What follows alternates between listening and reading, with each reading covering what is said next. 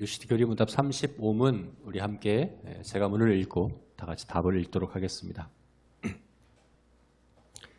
우리가 오직 믿음으로 말미암아 은혜로만 구속받았다면 이 믿음은 어디에서 온 것입니까? 성령에게서 온 것입니다. 네. 우리가 31문부터 믿음에 관해서 이야기를 했죠. 31문에서는 믿음이 무엇인가 라고 물어봤습니다. 믿음이 무엇인가? 예수님을 믿는 믿음이란 무엇인가? 세 가지로 우리에게 대답해 줬습니다. 믿음이란 인정하는 것이다. 성경의 내용이 사실이라고 인정하는 것이다. 믿음이란 받아들이는 것이다. 예수님이 우리의 중보자가 되셔서 예수님이 우리를 대신하고 대표해서 고난당하시고 또 모든 순종하신 것을 하나님은 의로 여기셔서 우리를 의롭다 하시는 것을 받아들이는 믿음이다. 네, 그것이 받아들이는 것이다. 그리고 마지막으로 의지하는 것이다. 네, 예수님이 우리의 인도자가 되시고 목자가 되셔서 삶의 모든 순간 동안 우리와 동행하시며 이끄시는 것을 의지하는 것, 그것이 바로 믿음이다. 이렇게 우리가 배웠습니다. 지난주까지 인정하는 믿음, 받아들이는 믿음, 의지하는 믿음을 각각 우리가 생각해 봤습니다. 우리에게 그 믿음이 있죠. 그죠? 우리에게 그 믿음이 너무나도 감사하게도 우리에게도 그 믿음이 있습니다. 그런데 그 믿음은 어디에서 온 것일까? 그 믿음은 어디서 왔을까요? 제가 줬나요? 아니 옆에 있는 분이 줬나요? 아니면 길에서 주었나요? 아니면 내가 만들어냈나요? 어디에서 왔을까? 라고 우리 35문에서 물을 때 그 대답은 성령님에게서 온 것입니다. 라고 대답을 하고 있어요.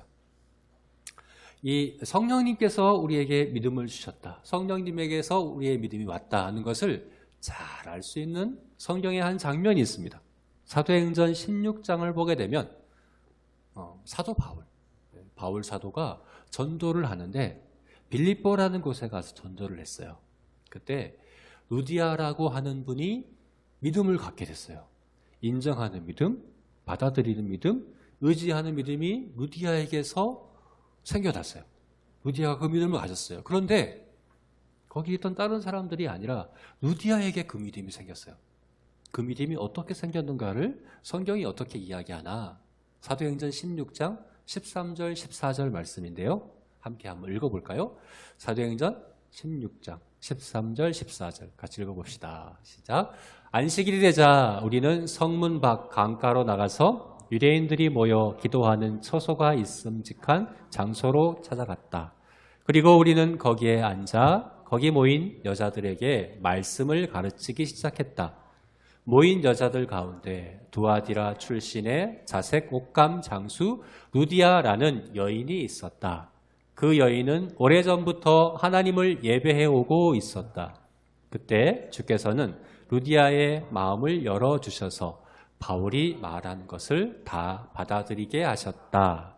13절을 본 마지막 그 줄을 보니까 거기 모인 여자들에게 무엇을 가르쳤다고요? 말씀을 가르치기 시작했습니다. 사도 바울과 함께 있었던 그 일행들이 누가와 또 여러 일행들이 말씀을 가르쳤습니다. 그리고 14절을 보니까 거기에 모인 여자들 가운데 거기에 루디아만 있었던 것이 아니라 다른 분들도 많이 있었어요. 그런데 두아디라 출신의 자색 옷감 장수 루디아라는 여인이 어떻게 했어요? 바울이 말하는 것을 받아들였다. 받아들이는 믿음뿐만 아니라 여기에는 인정하는 믿음, 의지하는 믿음이 다 포함된 거예요. 루디아에게 그 믿음이 생겨났어요. 그럼 이 믿음이 어떻게 생겨난 것일까? 바로 14절 말씀 밑에서 둘째 줄 보니까 어떻게 얘기하고 있어요? 그때가 언제예요? 바울이 하나님 말씀을 가르칠 때, 그때 누가? 주께서는 어떻게 하셨어요? 루디아의 마음을 열어주셔서 그래서 믿게 하셨다라고 이야기를 해요. 바울이 하나님 말씀을 가르쳤어요. 그러나 이 하나님 말씀을 가르치는 것을 듣는 모든 사람들이 믿은 건 아니에요. 들었지만 다 믿은 건 아니에요. 오직 누가? 루디아만. 왜? 주님께서 그 마음을 열어주셨기 때문에. 물론 여기 주님은 예수님이에요.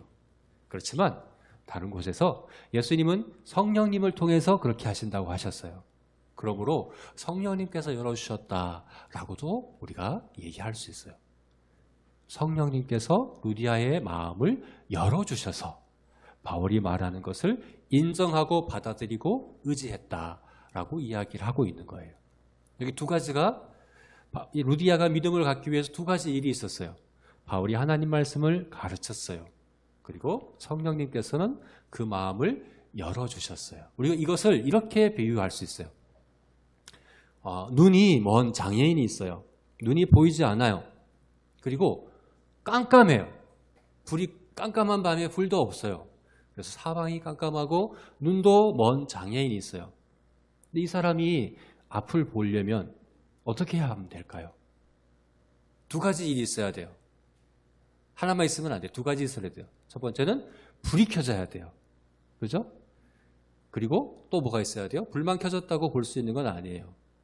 눈이 멀었잖아요. 그죠? 시력이 회복돼야 돼요. 눈이 고쳐져야 돼요. 그러면 볼 수 있어요. 두 가지가 있어야 돼요. 불이 밝혀져야 되고, 그죠? 불이 켜져야 하고, 그리고 시력이, 눈이 고쳐져야 볼 수 있어요. 여기서 불이 켜지는 것, 빛, 이것은 바로 하나님 말씀을 가르치는 것이라고 볼 수 있어요. 하나님 말씀은 빛이에요. 지금 목사님이 하나님 말씀을 설교하고 있어요. 가르치고 있어요. 우리 모두는 하나님 말씀을 듣고 있어요. 말씀의 빛이 우리에게 비춰지고 있어요. 그런데 빛이 비친다고 다 볼 수 있는 건 아니에요. 뭐가 있어야 돼요? 눈이 떠져야 돼요. 그건 누가 할 수 있어요? 성령님이 하실 수 있어요. 성령님이 우리의 영의 눈을 뜨게 하셔야 돼요. 그러면 빛인 성경을 보게 돼요. 비로소 보게 돼요. 그리고 이것을 인정하게 되고 받아들이게 되고 믿게 되는 일이 일어나는 거예요. 목사님은 빛을 비추는 것밖에 할 수 없어요. 근데 목사님이 기대가 있어요. 단순히 빛만 비추는 것만 기대하는 건 아니에요.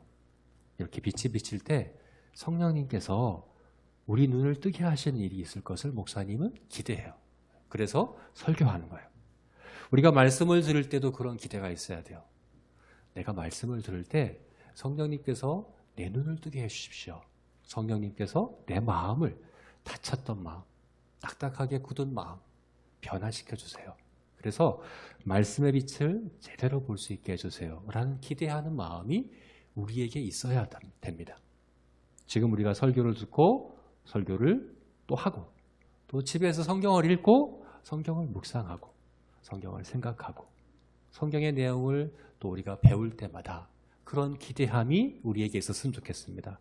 그때 우리가 말씀을 대할 그때 이 말씀의 빛이 우리에게 비칠 그때 성령님께서는 우리에게 믿음을 주십니다. 우리 모두가 그런 믿음을 갖고 또 그 믿음이 점점 자라나는 그런 우리 모두가 되었으면 좋겠습니다. 아멘.